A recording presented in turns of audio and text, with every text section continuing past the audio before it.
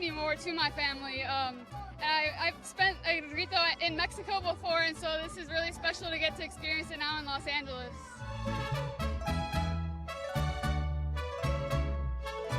¡Mexicanos! ¡Vivan los héroes que nos dieron patria y libertad! ¡Viva Hidalgo! ¡Viva! ¡Viva Morelos! ¡Viva! ¡Viva Allende! ¡Viva! ¡Viva Basolo! ¡Viva! ¡Viva Jiménez! ¡Viva! ¡Viva Josefa Ortiz de Domínguez! ¡Viva! ¡Viva Vicente Guerrero! ¡Viva! ¡Viva México! ¡Viva! ¡Viva México! ¡Viva! ¡Viva México! ¡Viva!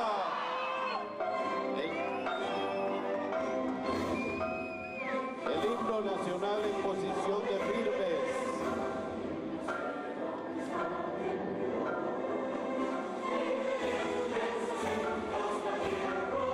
I think it's a really beautiful event, especially to have in the time right now. I know that a lot of people were scared to come, but I wanted to show that, I can be here and represent the people who may not have the ability to have come. And so, yeah, I'm really glad that I was able to show up and that they had such beautiful music, such beautiful food, and the people were really, really amazing. And to see everybody, especially connected with the rope, that was a very beautiful element. And yeah, everybody was really friendly. I really like that they put on this event for us. ¡Que viva México! ¡Que viva México! ¡Que viva!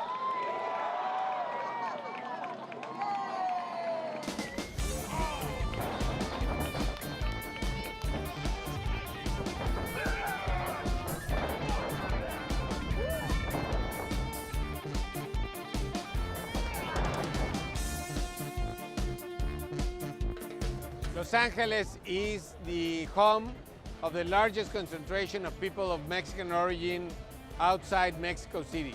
So it's no surprise that the Grito ceremony has been taking place here at the beautiful City Hall for decades.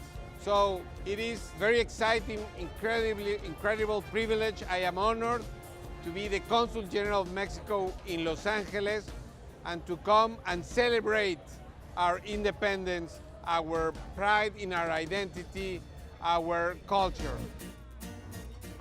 Well, this is a great celebration of the fabric of Los Angeles, the people of Los Angeles, El Grito.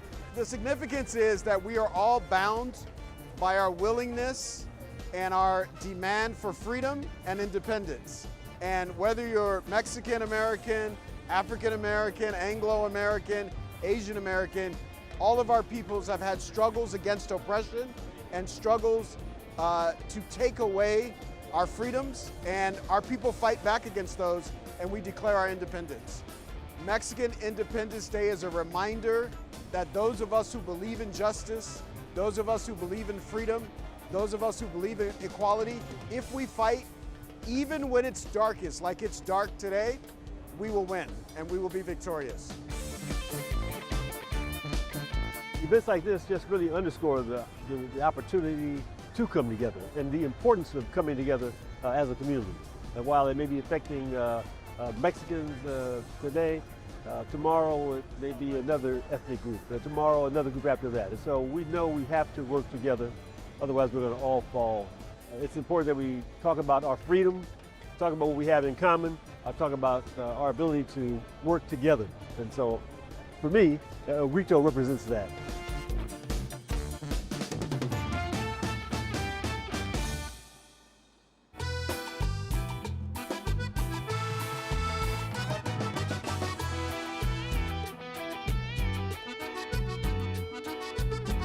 I think that's wonderful because I really like those colors. I like the energy here. It's so positive and so even despite I'm from another country, I don't speak Spanish, but I feel so cozy like at home.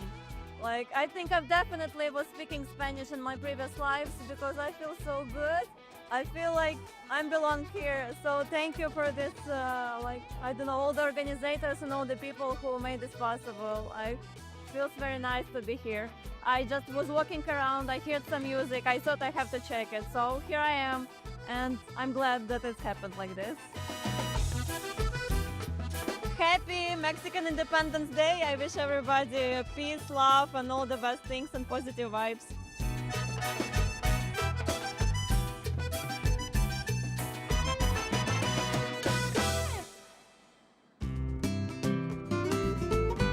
You know, today for the city of Los Angeles, I think it's so fitting that one of our toughest Mexican Americans on the council, Eunices Hernandez, is running El Grito this year, a year where there's so much fear, so much uncertainty.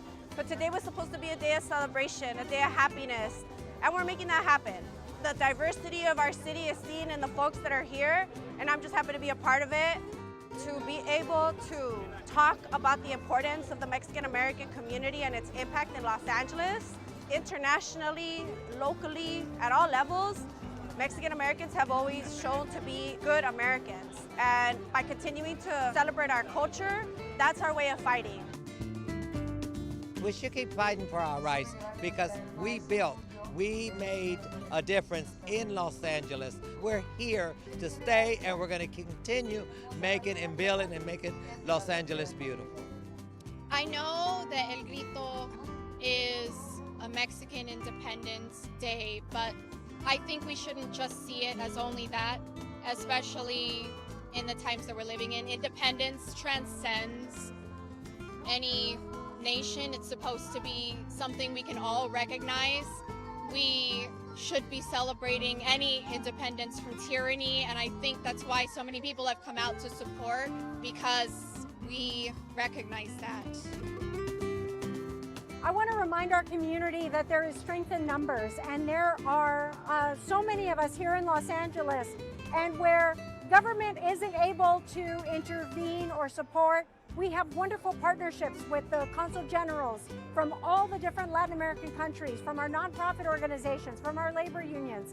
This is what they're trying to erase and stop us from doing. They're trying to prevent us from being authentically who we are. And this event, with everyone that's turned out, is a reflection that we are in fact here and we will stay here. Right now, one of the most powerful things we could do to protect our families here in Los Angeles is to build community, is to know who your neighbor is to have their phone number and can call them in case of an emergency. Events like these are what help build relationships with communities so that we can survive these tough moments, and that's what helps the government do the right thing. That's what overcomes these moments, is community power, people power.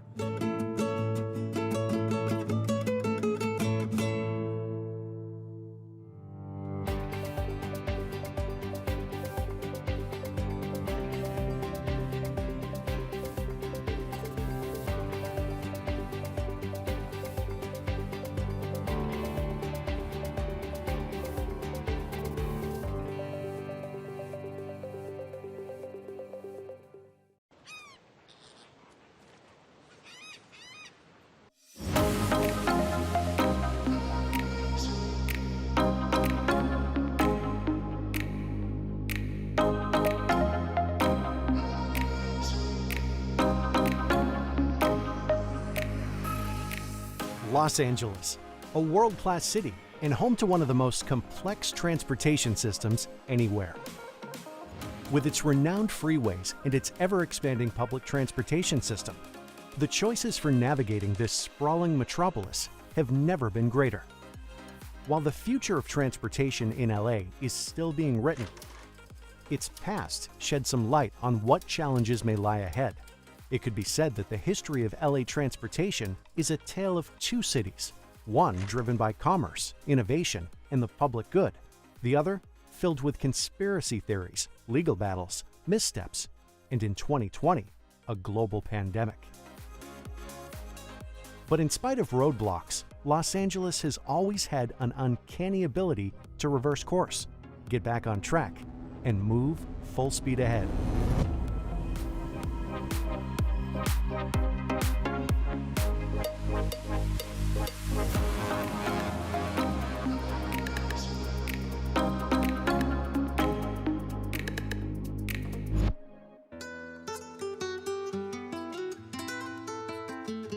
In its earliest days, getting around El Pueblo de Los Angeles was slow and arduous.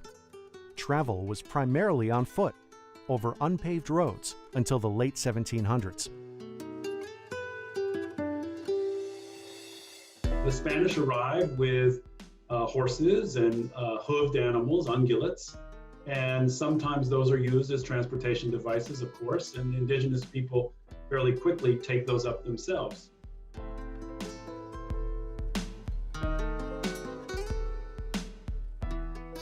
By the 1820s, El Pueblo de Los Angeles was part of the Mexican Empire. The new Mexican government, eager for international commerce, immediately increased trading at LA's seaports. Paved roads became more commonplace. That was when you started to see roads being established from the port to the downtown area, which was basically the plaza area. It had not extended very far beyond that at that point in time.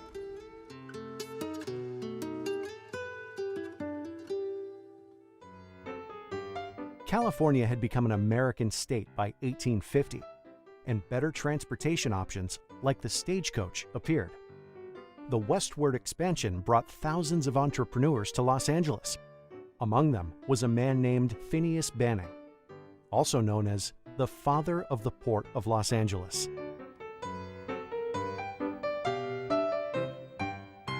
Banning's main contribution to the transportation of the Los Angeles corridor was the establishment of the rail line between the downtown area and the harbor.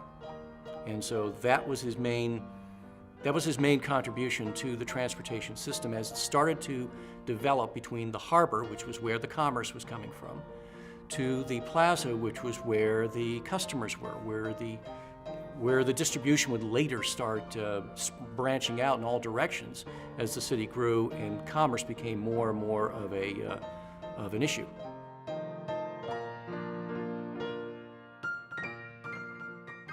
Banning's rail line, called the Los Angeles and San Pedro, was built in the late 1860s. It got the goods, lumber, materials from the port of San Pedro into the heart of Los Angeles. And that was really an economic boom and boon to the city. Banning's small railroad was later bought out by Southern Pacific and foreshadowed what was one of the biggest transportation milestones of the 19th century, the Transcontinental Railroad. The rail line was considered one of America's greatest technological feats and completed in the late 1860s.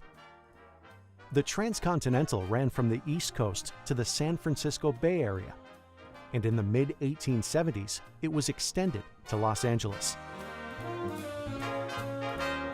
Well, what that did was that connection from San Francisco to Los Angeles made Los Angeles accessible to the markets in San Francisco. It cut travel time, whether it was for goods or for people, to a day or several days as opposed to weeks as it had been in the past. That is a fundamental reorientation of California's economy and industrial landscape, because now you've tied California. It had already been tied by telegraphy, but now through transit of goods and people, you've tied California to all the rest of the United States in one fashion or another. So it's fundamental and it changes everything.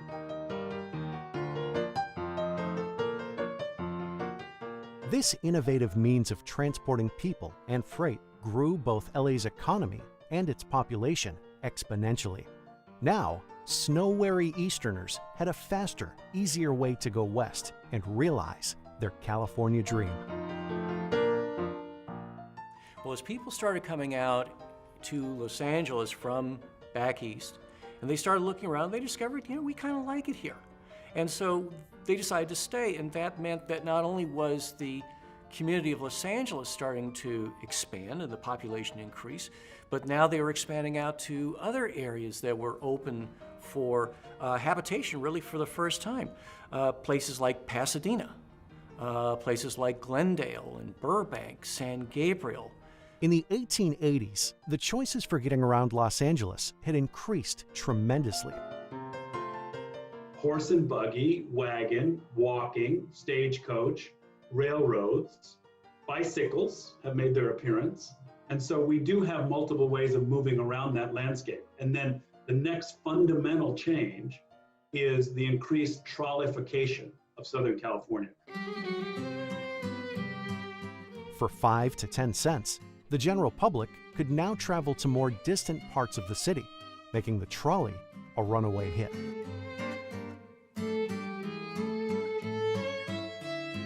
Using streetcars as modes of transit across longer and longer distances in Southern California becomes the practice of a lot of transit opportunities by the last 20 years or so of the 19th century. As the remarkable 19th century came to a close, the choices for transportation must have certainly seemed breathtaking. But just when it looked like Angelenos had seen everything, along came the automobile. And it was love at first sight. Within a few decades, Los Angeles had the highest per capita number of automobiles in the country. Well, being able to buy an automobile was giving you not the key, just the keys to the automobile, but the keys to being able to go anywhere you wanted. Pretty much any time you wanted to go. The automobile gave people a sense of empowerment. Besides the automobile, the abundance of streetcars and light rail in the early 20th century gave Los Angeles residents more options about where to live. The cleaner, fresher suburbs were now a choice thanks to businessman Henry Huntington. Henry Huntington's imprint upon the transportation history of Los Angeles is more profound than any other single individual.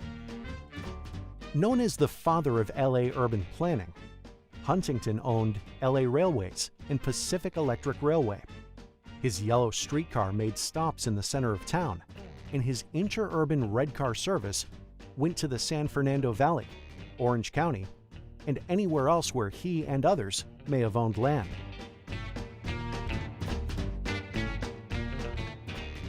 His monopoly ownership of the trolley systems within LA City and then again in LA County mean that his companies are deciding in the early couple of decades of the 20th century, deciding where those trolleys go. This was literally one of those if you build it, they will come moments. What Huntington and the others did was that they ran the trolley lines out to these areas where they owned the land and it was completely unoccupied. So what they decided to do was they were going to subdivide the property, they were going to parcel it out, they were going to build on it. The land was cheap, they owned it, they could do all of that, and they'd make money hand over fist in the process. Soon, the streets of Los Angeles were filled with train tracks, not only for the local streetcars, but also for the rail giants like Santa Fe and Union Pacific. By the 1900s, they were all competing for space on the city streets. It was Los Angeles was a bowl of spaghetti of railway tracks. And there was a lot of unfortunate interaction between the railways and pedestrians, the railways and horses, the railways and those newfangled things called automobiles. There was also confusion. The rail companies each had separate terminals. An outraged public demanded change.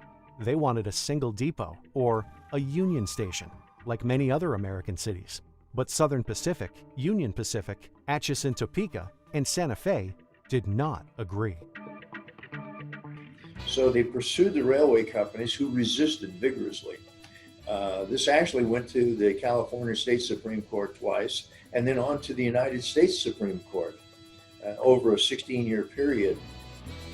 A few years later, the U.S. Supreme Court ruled that the rail companies could be ordered to start building Los Angeles Union Station. But while many Angelenos celebrated the legal victory, over in Chinatown, lives were about to change.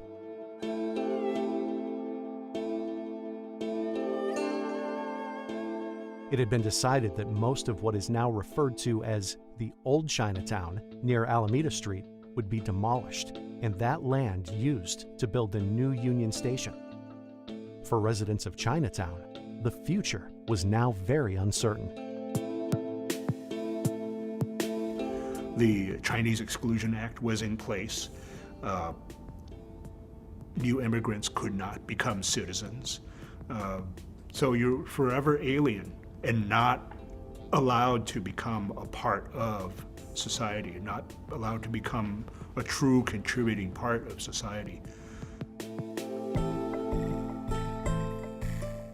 In the end, 60% of Chinatown's residents and businesses were displaced. Historians say some of those who lived through the relocation clearly recalled that no one ever offered to pay them for their move. One of those people was businessman David Lee. David's family had run the Manjinlo restaurant on Marshall Street in Old Chinatown for a whole generation. So they were very much rooted in the community. But when the day came when they were told they had to move, they tried to negotiate for some assistance. And when we, the Chinese Historical Society, specifically asked him if they received any compensation or any assistance, his comment was, "Not a penny. Not a penny."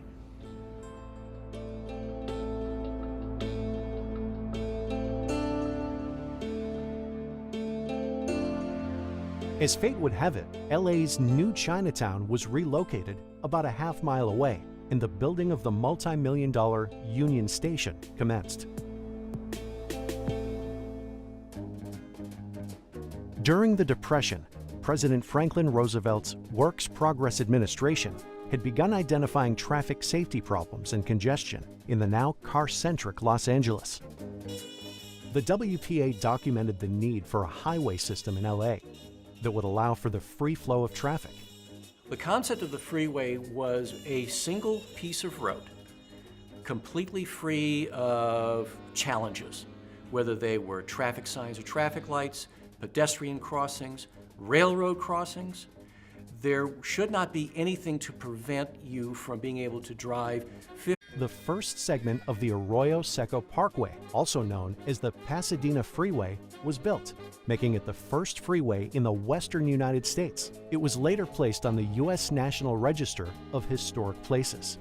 It was significant for Los Angeles because people were traveling longer distances than is typical in many American cities. Distances from, for example, Pasadena or Long Beach to downtown. And that meant that higher speed would have great benefits to those commuting over longer distances.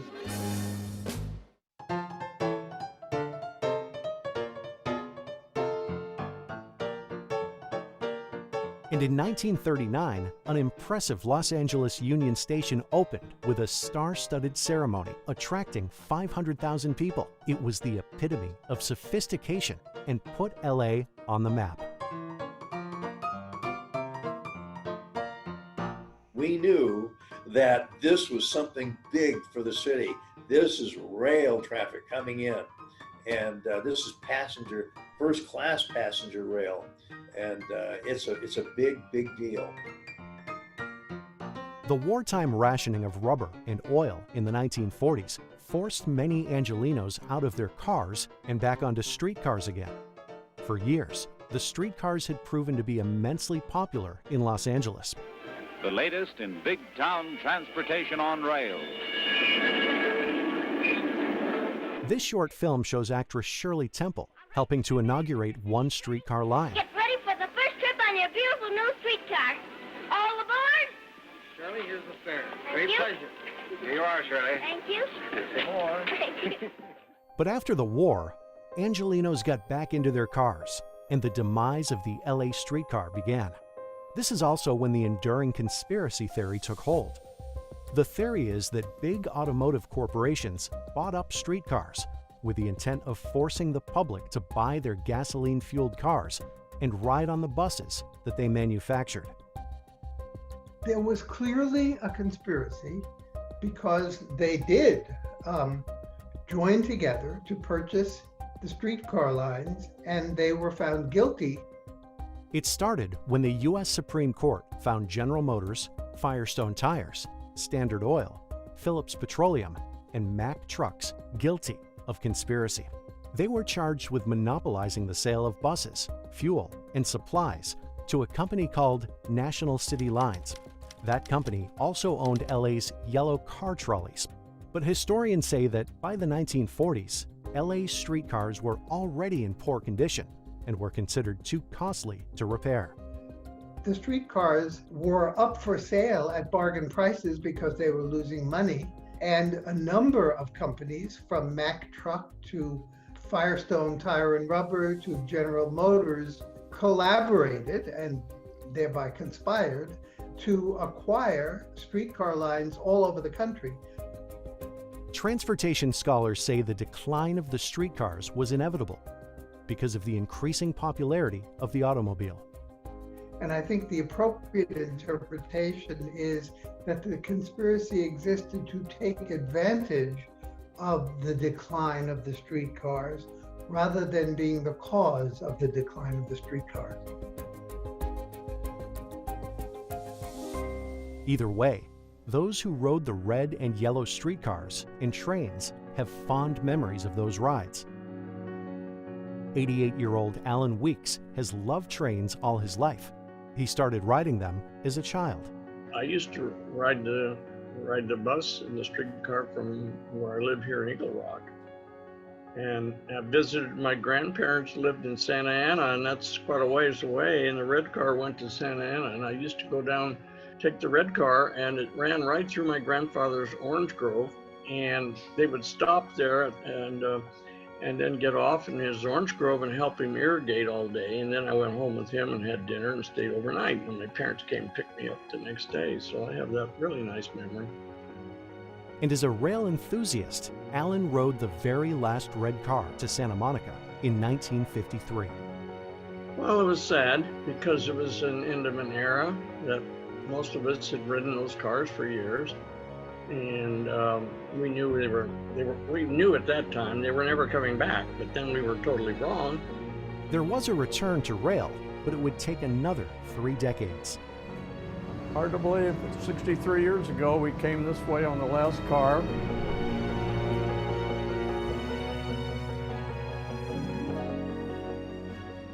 The late 1940s and early 50s ushered in the era of the Los Angeles freeway system. With the help of federal money, several freeways were built. The goal was to relieve LA's traffic congestion and to allow for speed in the event of a national emergency. By the mid to late 1950s, there were so many different freeway projects being built in the Los Angeles basin that there was one spot where you had 4 freeways literally connect up with each other. It's what we know as the 4-level interchange near downtown. 4 levels, 4 separate levels of freeways. It was probably unheard of back then, and I can't imagine it being even less amazing now. But building LA's freeways meant the loss of the rest of the old Chinatown and many other unrepresented communities. Those massive construction projects, they are displacement engines. If they don't destroy, they certainly irreparably change neighborhoods. To have a interstate freeway cutting through which once had been a fairly bucolic or quiet urban neighborhood. By the early 60s, electric-run streetcar service had just about disappeared in Los Angeles. All that was left of mass transit was a few bus lines, now governed by the newly created Metropolitan Transit Authority.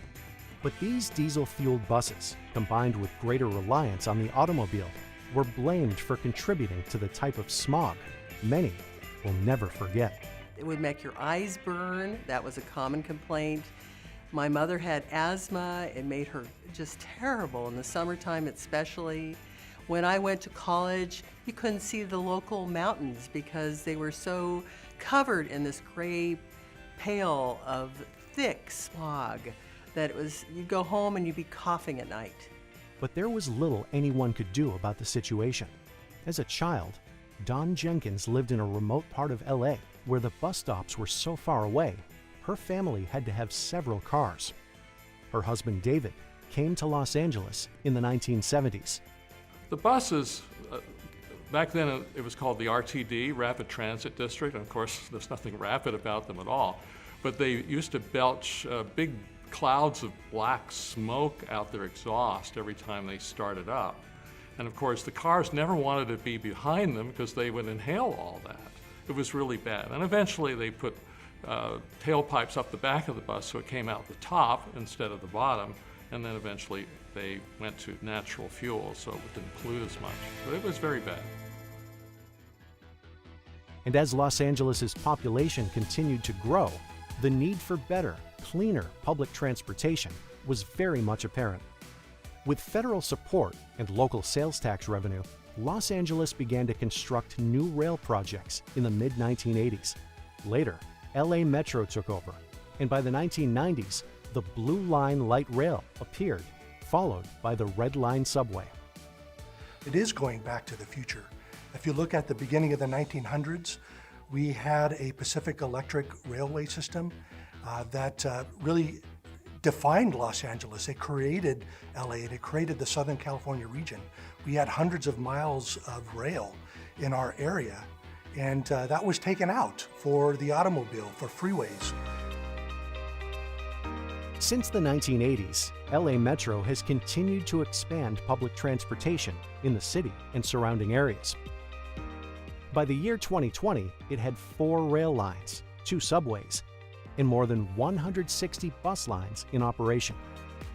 LA County's transportation system is going back to the future. We are rebuilding our rail lines, we are rebuilding our transit lines and creating a much more robust transportation system for the residents of LA County. Many passengers give LA's public transportation system high marks. I ride it 2 or 3 times a day. It's very important to me and it's excellent. But the goal is to get even more people to take a bus or train on a regular basis. Los Angeles has been known as the car capital of the world. It's an onerous distinction. We want to move away from that, and we want to be known as the transit capital of the world. We've got a lot of work to do to get there. But if we can provide people legitimate choices to leave the car at home and use another mode of transportation to get where they need to go, we will be helping mitigate the traffic that is going to be happening on our streets and freeways in the years to come. However, getting people to give up their cars will be no easy task.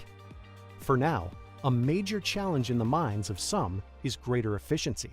I think they definitely need to expand the routes and expand the hours of operation, you know, to suit and meet the needs of like a very busy and bustling city. You know, it's like people want to go out and do all these great things that LA has to offer, but you know, it's not necessarily easy to do so, you know, if you're waiting around for the bus to get somewhere.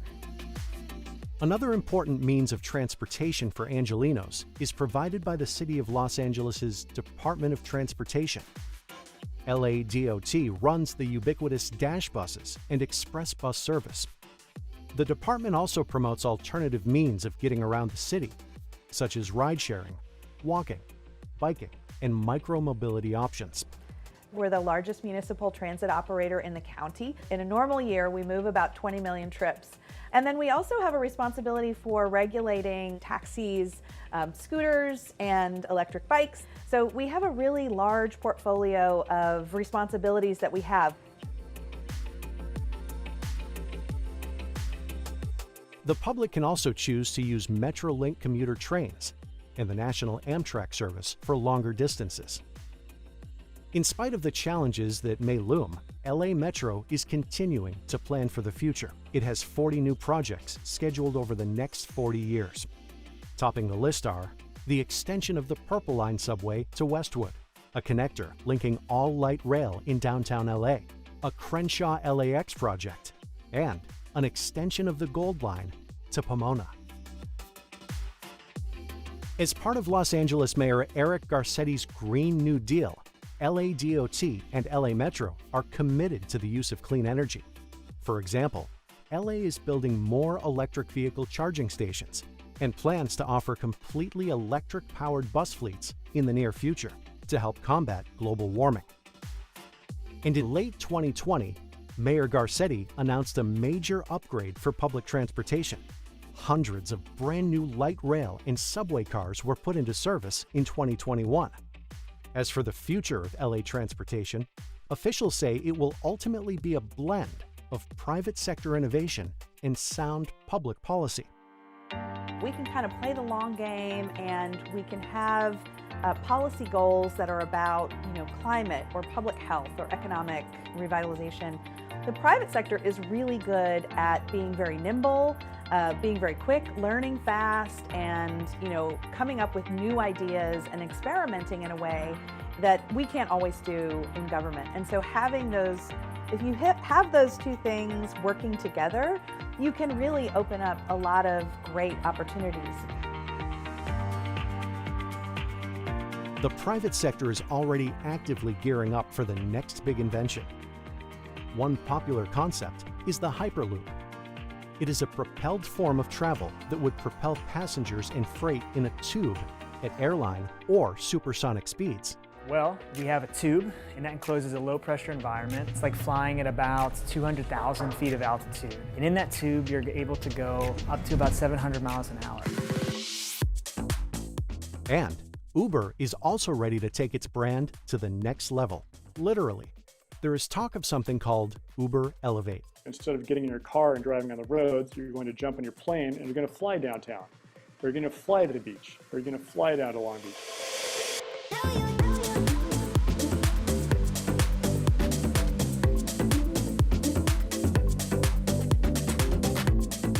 So from horse and buggy to train travel, and from the trolley to the automobile, Los Angeles has had an exciting ride into the 21st century. And while we imagine the future, it's really anyone's guess as to what new innovations will come along and truly take transportation to the next level. But one thing is for sure, this time, Los Angeles will be ready.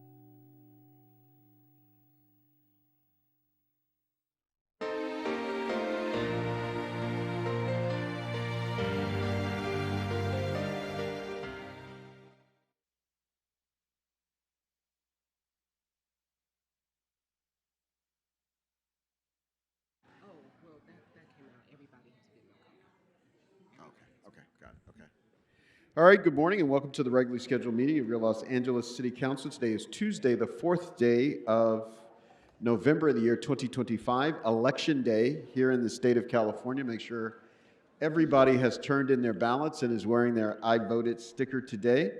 Public comment for this morning's meeting will be taken in person in this chamber. Madam Clerk, if you can get us started by calling the roll. Yes, Mr. President. Blumenfield, Harris Dawson, Hernandez, Hutt, Jurado, Lee, McCosker, Nazarian, Padilla, Park, Price, Rahman, Rodriguez, Soto Martinez, Yaroslavsky. All right. 11 members present and a quorum, Mr. All President. right, first order of business. Approval of the minutes of Friday, October 31st, Councilmember 2025. Nazarian moves, Councilmember Rodriguez seconds. What's next? Commendatory resolutions for approval. Councilmember McCosker moves, Councilmember Soto Martinez seconds. What's next? Mr. President, today is Tuesday. It's time for the flag salute. All right, I'll ask everyone in the chamber to rise, face the flag, and follow along with Councilmember Nazarian, who's wearing his I voted sticker. Thank you, Council President. Hands over our hearts. I pledge allegiance to the flag of the United States of America, to the republic for which it stands, one nation, under God, indivisible, with liberty and justice for all. And vote. All right, Madam Clerk, let's run through our agenda for this morning. Thank you. Items 1 through 3 are items noticed for public hearing. Items 4 through 24 are items for which public hearings have been held. For item 7, there is a corrected report on file for Council File 25-1014. The committee report is to concur with the Lacers Board action. Items 25 through 40 are items for which public hearings have not been held. Please note the description wedged in between items 25 and 26 regarding Kester Avenue is missing an item number and will not be considered today. 10 votes are required for consideration. All right, without objection, those items are now before us. Do we have specials members? I see Councilmember Padilla's name on the cube. Do you have a special? Yes, I do. I would like to continue item 13 to November 14th, Friday, November 14th. Okay. And I would like to continue item 23 to Friday, November 7th. Okay. Without objection, that'll be the order on those two items. Mr. Lee?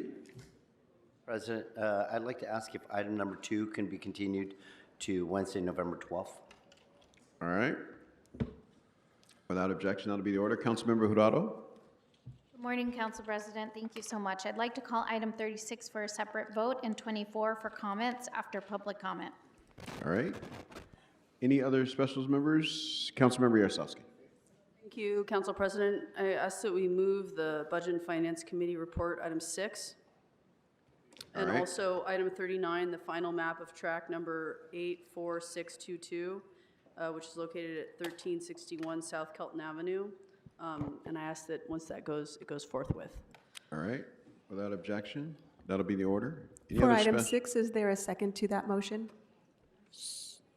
Councilmember Jurado seconds. All right. What's next? Oh, Councilmember Rahman, I'm so sorry. No problem. I have an amendment on item 6 that I will be circulating, so if we could hold that on the desk. Okay. Item 6 will be held on the desk. All right. Any other specials members? No other specials? All right.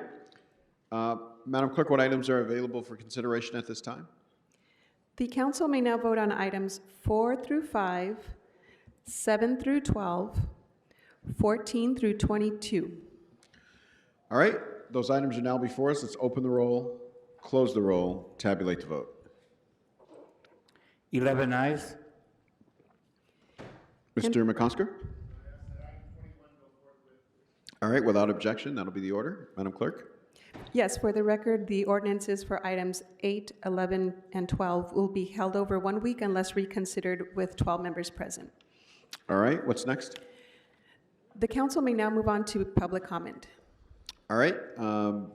Clerk and City Attorney can prepare us for public comment. We'll ask folks to get prepared to get lined up on my right, your left, so we can get through as many speakers as possible.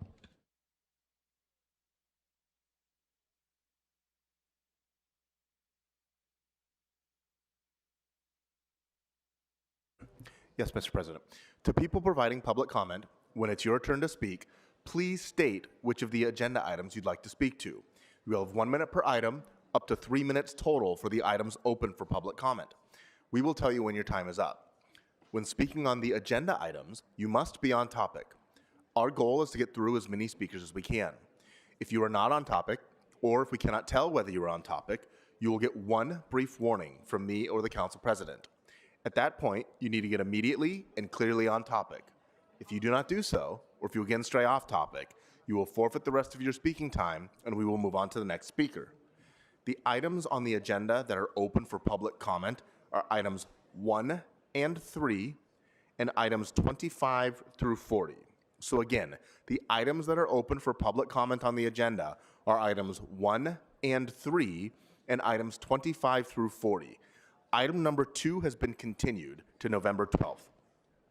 Members of the public may also speak for up to 1 minute for general public comment.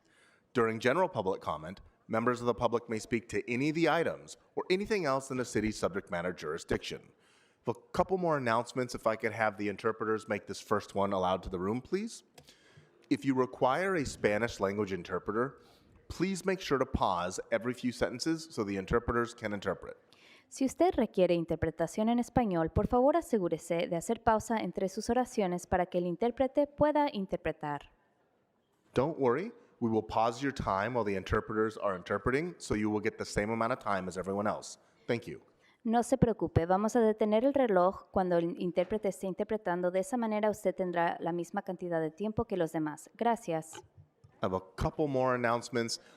First of all, if you have requested an accommodation under the ADA, when it's your time to speak for public comment, please let the sergeants know if you would like to use the handheld wireless microphone, and they can bring it to you. We do ask that you wait until you hear the name that you signed up under, like everyone else. And that leads me into the final announcement, which is the order in which we take public comment is at random. That is to say, it's randomly generated. So in order to accommodate as many people as possible during the time that we have, we would ask that you please wait until you hear the name that you signed up under read aloud or called out aloud before lining up. After you hear that name called out aloud, you can line up in any order on your left-hand side of the council chambers. Thank you. There are only 2 names on the list, Harriet Elliott and San Juana Medina.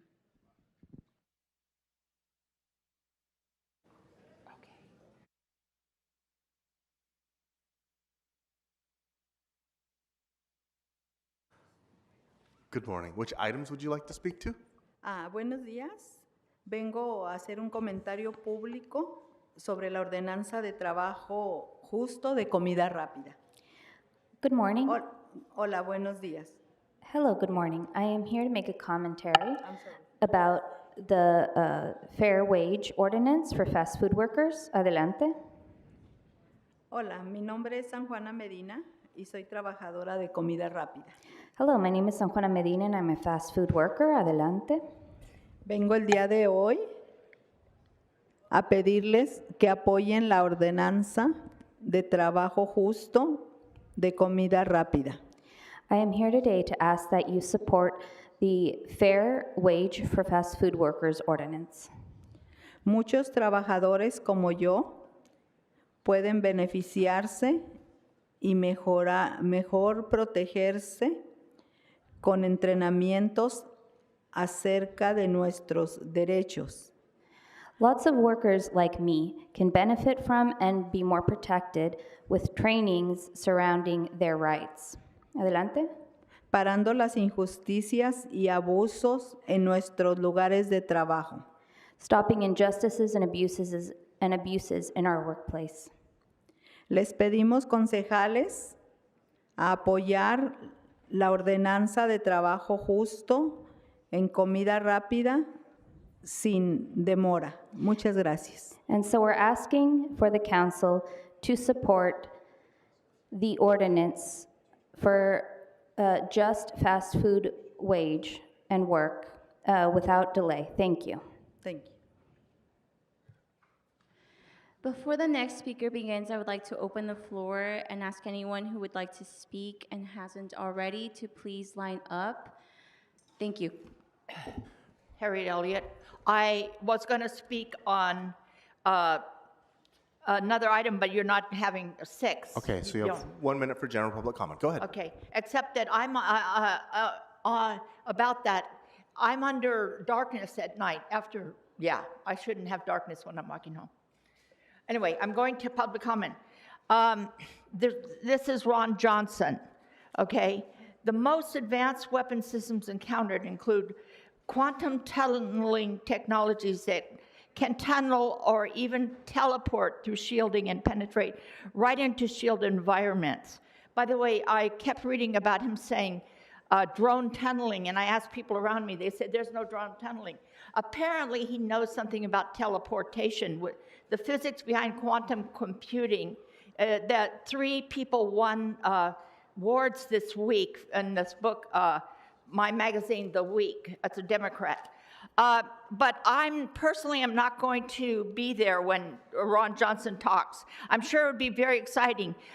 He does not like transhumanism. That's what it says on his webpage on Wikipedia.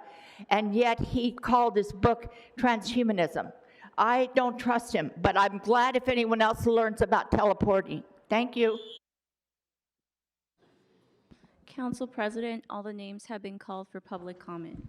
Thank you so much. Thank you to everyone who came to give testimony for this morning's meeting. Madam Clerk, what items are available for votes at this time? The council may now vote on items 1, 3, 25 through 35. All right, let's open the roll on those items, close the roll, tabulate the vote.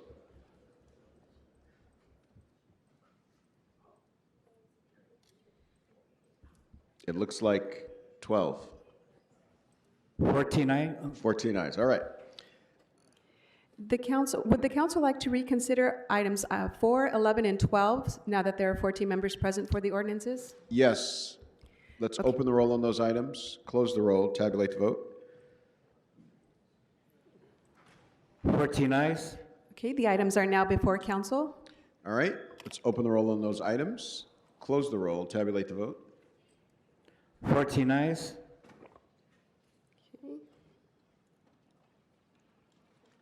Would the council like to move on to item 6, called special by Council Member Rahman? Yes. So item 6 is now before us. Any comments, members, on item number 6? Councilmember Yaroslavsky. I believe that Councilwoman Rahman had amendment to this that is being circulated. It So has maybe- been circulated, right? It is being circulated right now. so Oh, it's maybe we circulated can right come now, back so to it's still coming? All right, so we'll come back to that, Madam Clerk. Would the council like to move on to item 24, called special by Councilmember Jurado? Yes. So item 24 is now before us. Any comments, members? Councilmember Jurado? Yes, thank you, Okay. Council President and Madam City Clerk. Thank you, Councilmember Rodriguez, for bringing this important motion forward. I actually had a similar idea in our office, and I want to just emphasize how important it is that we continue to uplift, promote, and support the food scene that truly defines Los Angeles. When Dine LA came around earlier this year, my team compiled a list of participating restaurants in CD14 to encourage people to support our local businesses. And we were surprised when we learned that there was only one restaurant in Boyle Heights, one restaurant in Little Tokyo, and one restaurant in El Sereno. These neighborhoods are known for their food places that local media, food critics, and Angelinos themselves consistently celebrate as some of the best dining destinations in the city, and they are award-winning. But participation fees can be a real barrier for small family-owned and independently operated restaurants, the very ones that make Los Angeles unique and the ones that have been deeply impacted by the raids. If they can't afford to take part, we lose part of what makes our city special. That's not just a missed opportunity, it's a reflection of structural inequities that must be addressed. So thank you, Councilmember Rodriguez, for bringing this forward. All right. Councilmember Rodriguez. Thank you, Ms. Jurado, for your comments on this. As you know, as we know, LA is the foodie capital of the world, is how I like to refer to it. And so many neighborhoods are actually being impacted. We're watching restaurant closures.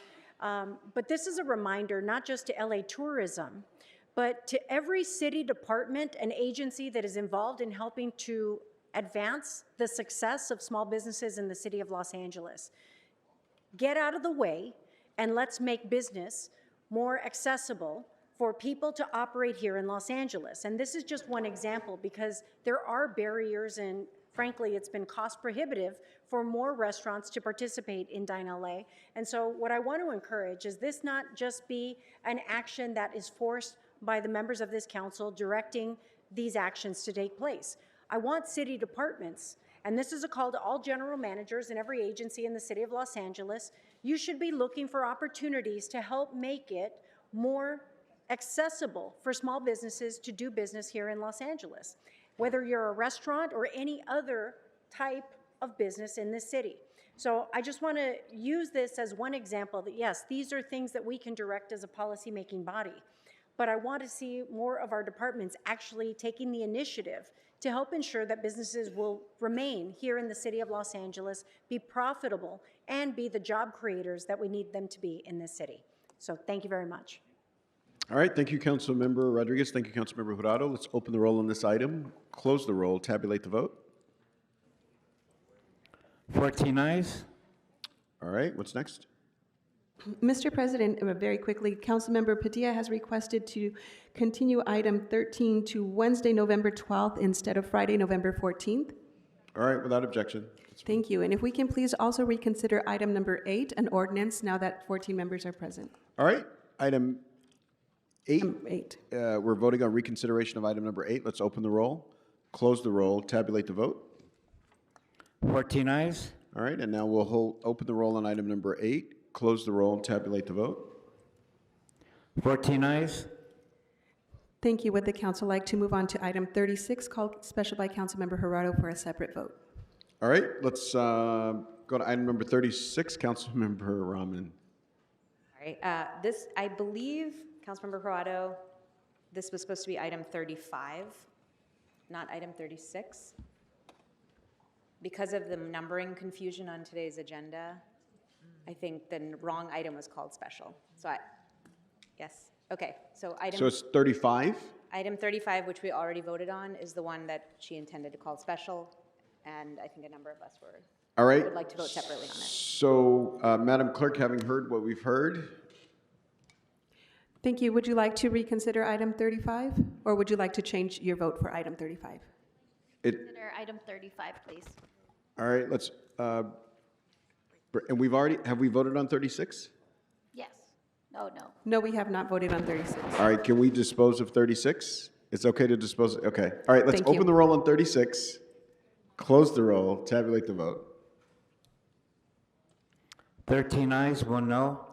All right, and now we're going to have reconsideration of item 35. I think 36 lost a vote. Would you like to change your vote, Councilmember Hernandez? Yes, please. All right, so that makes 14 ayes on 36.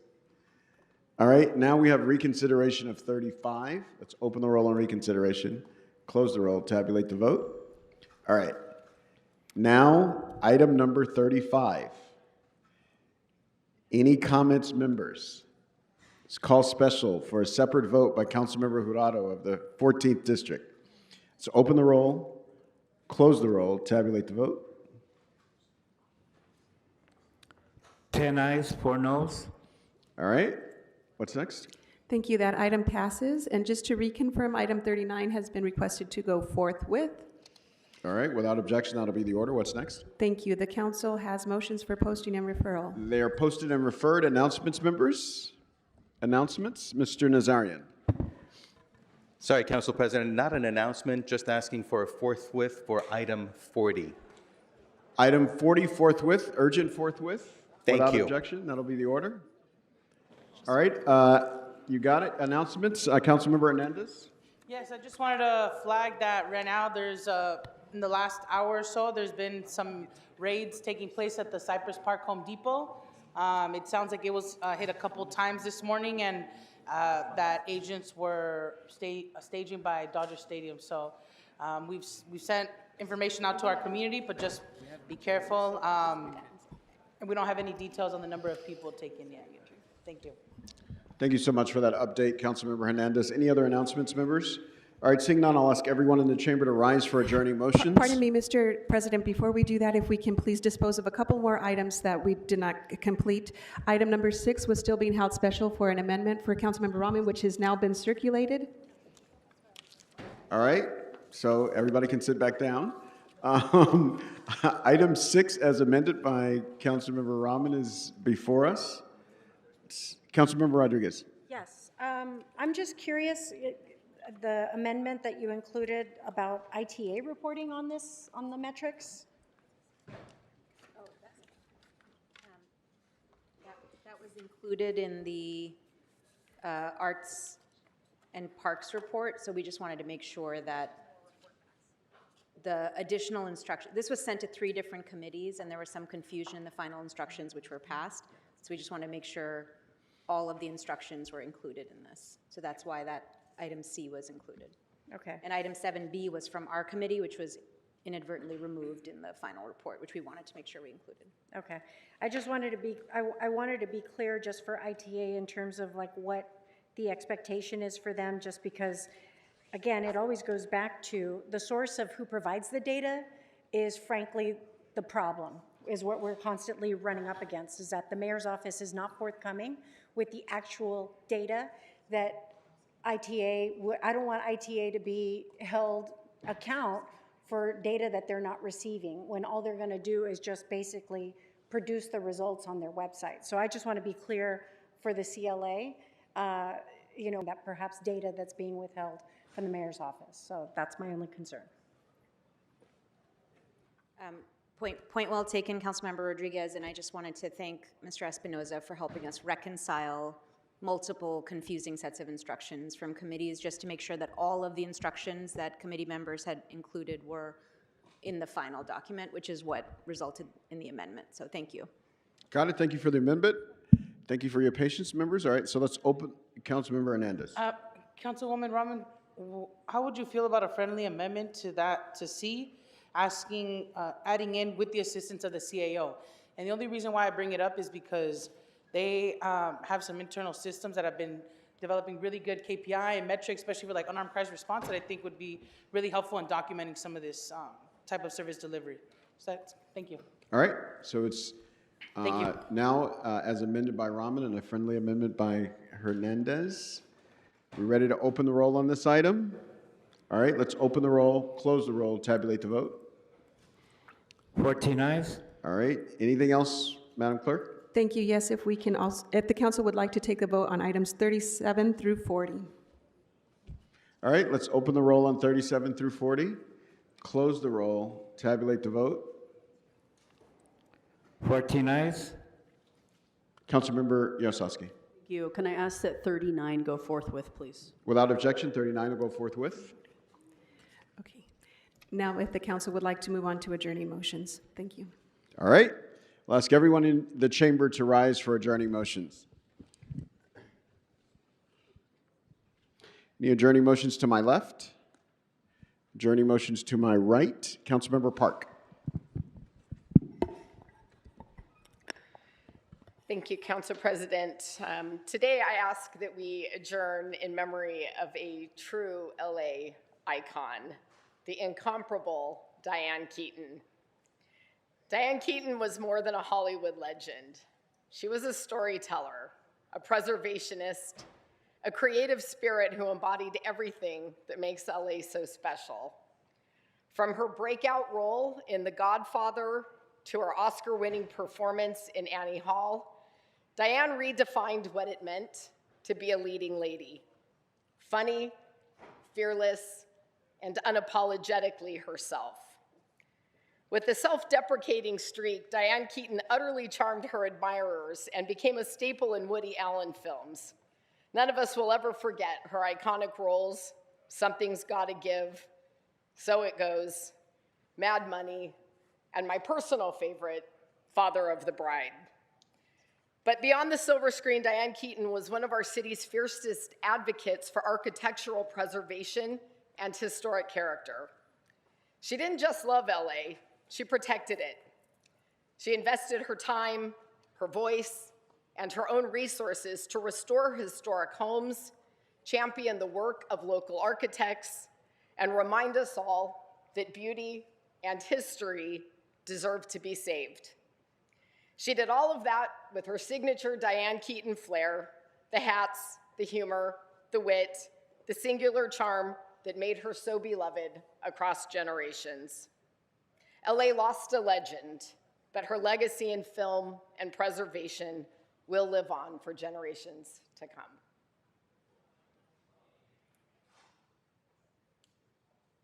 Councilmember Rodriguez. I want to thank you, Ms. Park. I was waiting for this particular adjournment because, like many of us, we grew up watching her from The Godfather, but one of my favorites was Baby Boom. And it was a reminder at that critical juncture for a young woman's life, that and 9 to 5 were some of the most pivotal movies that were showing young women what the possibilities were. And Diane was on the forefront of doing that. And of course, advance how many years later, then you see, First Wives Club, right?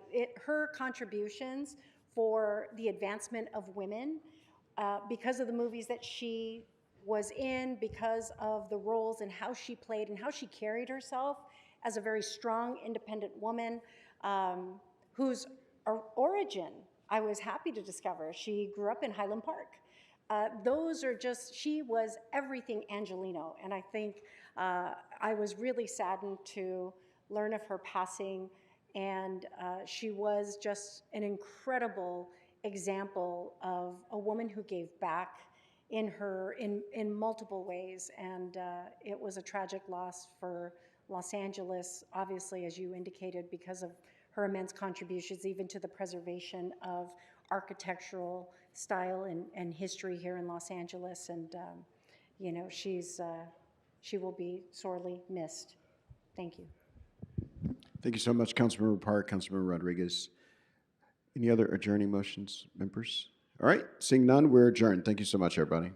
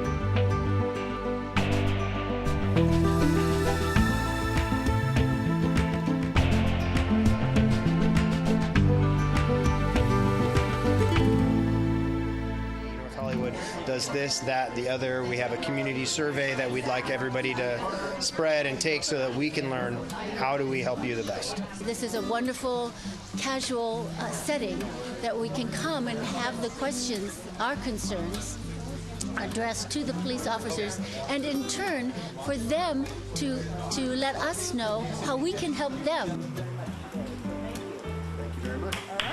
The cops can be big, bad, and scary. I get it, but we're not. We're all people too. We all have normal human lives like everybody else, and we get to kind of display that a little bit more. But they also get to, put a little bit of a face behind the badge, and I think that just lets down the guard, lets down the tension a little bit, and that serves to bring more people into the future. Winter Shelter Program opens across LA County. Granada Hills celebrates its 100th anniversary, and LAX looks for volunteers to create a friendly experience at the airport. These stories up next on City Beat.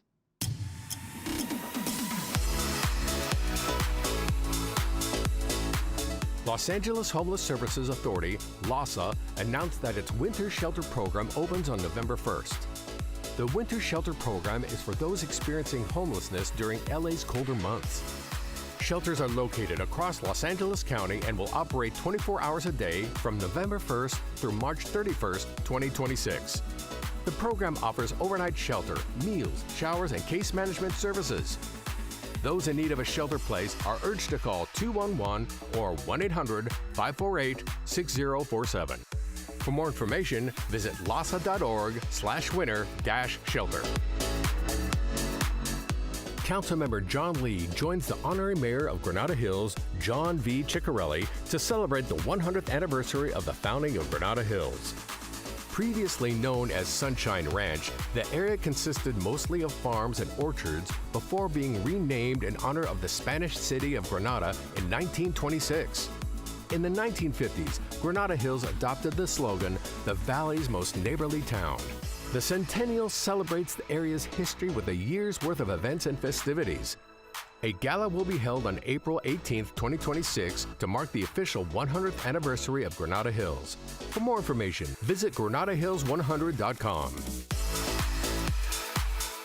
Los Angeles International Airport, LAX, is seeking volunteers to create a friendly and positive experience at the airport.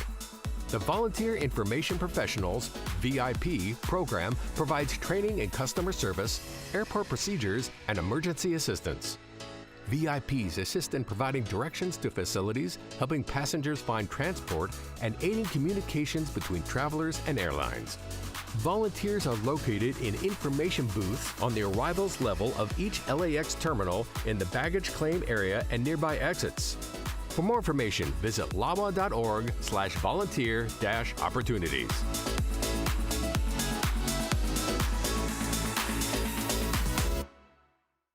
The Ciclavia Heart of LA event marked 15 years of safe and open streets, showing us the slower pace of car-free places. Council members Eunices Hernandez and Isabel Jurado welcomed everyone to enjoy a different view of LA, whether walking, biking, or skating across the city.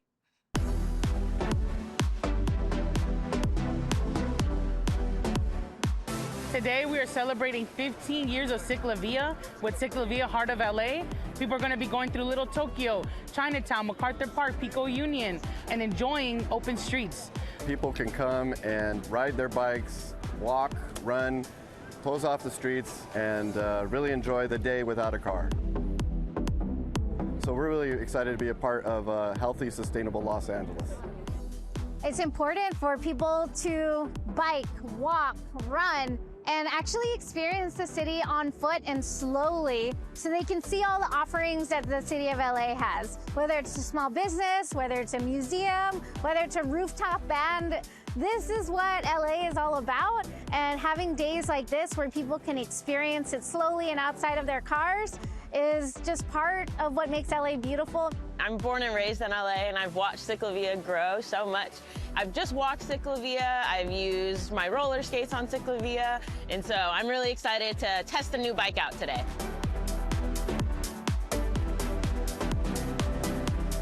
Ciclavia is one of those magical moments in LA. You know, the importance of Ciclavia is more than just closing streets down and not allowing cars to be on the streets, but it's really about connecting communities.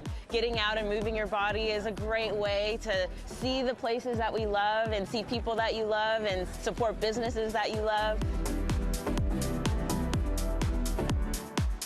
When you're at Ciclavia, when there are no cars on the road, you begin to see the infrastructure that exists, the bike lanes, the protected bike lanes, the improved pedestrian projects that the city of LA has completed and is continuing to do more of.